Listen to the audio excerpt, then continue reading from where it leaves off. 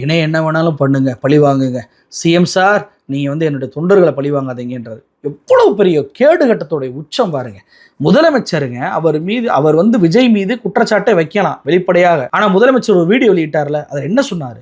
எந்த கட்சி தலைவருமே தான் தொண்டர் சாகணும்னு நினைக்க மாட்டாங்க. எந்த கட்சியும் இதில் குறை சொல்வதற்கு எந்த இதுவுமே இல்லை. சம்பவம் நடந்துருச்சு, ஒரு துயர் சம்பவம் அப்படி தானங்க பேசினாரு. விஜய் அந்த இடத்துல விட்டு கொடுக்காம பேசினாருங்க. ஆனால் இந்த விஜய் என்ன பண்ணுறாரு? முதலமைச்சர் மீது பழியை போடுறாரு. அது எப்படி 5 மாவட்டத்தில் எதுவுமே நடக்கலை, கரூரில் மட்டும் நடக்குது, உண்மை கரூர் மக்களுக்கு தெரியும், வெளியே வரும் அப்படின்னு சொல்லி பேசுகிறாரு. எவ்வளோ பெரிய அயோக்கியத்தனம்! எந்த இடத்துல நடக்கலையா? பட்டியல் நான் சொல்லவா? விக்கிரவாண்டியில் மட்டும் 44 பேர் மயங்கி விழுந்தாங்க, மதுரையில் 16 பேர் மயங்கி விழுந்தாங்க, நாமக்கல்ல 34 பேர் மயங்கி விழுந்தாங்க, அதில் 4 பேர் அன்கான்சியஸ். திருவாரூர் மீட்டிங்லேயே மயங்கி விழுந்த வீடியோக்கள் இருக்கு. சென்னையில் நீங்கள் ஒரு முதல் போராட்டத்தை நடத்துறீங்களே, எத்தனை பேர் மயங்கி விழுந்தான் சொல்லவா? கணக்கு காட்டவா? சொல்லிக்கிட்டே போலாங்க.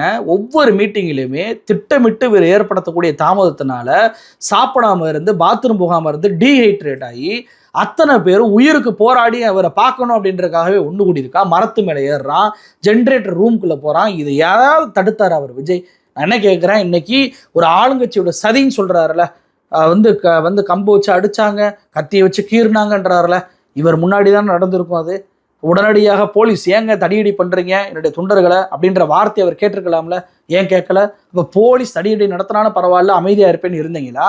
அப்போ இது அப்பட்டமான பொய் அப்படின்றது தெரியுதா? மின்சாரம் துண்டிச்சிருச்சு அப்படின்ற பொய்யை பரப்புறாங்க. மின்சாரம் துண்டிச்சிச்சு எப்போ? இவங்க மின்சாரம் தான் துண்டிச்சிச்சு, அரசாங்கத்தோடைய மின்சாரம் துண்டிக்கல. ஒரு வீடியோ காட்டுறேன் பாருங்க. ஜென்ரேட்டருக்குள்ள உள்ள பூந்து போறான், பேரிகேட்டை உடச்சிக்கிட்டு அந்த தகர டப்பா உடச்சிட்டு உள்ள போறான்.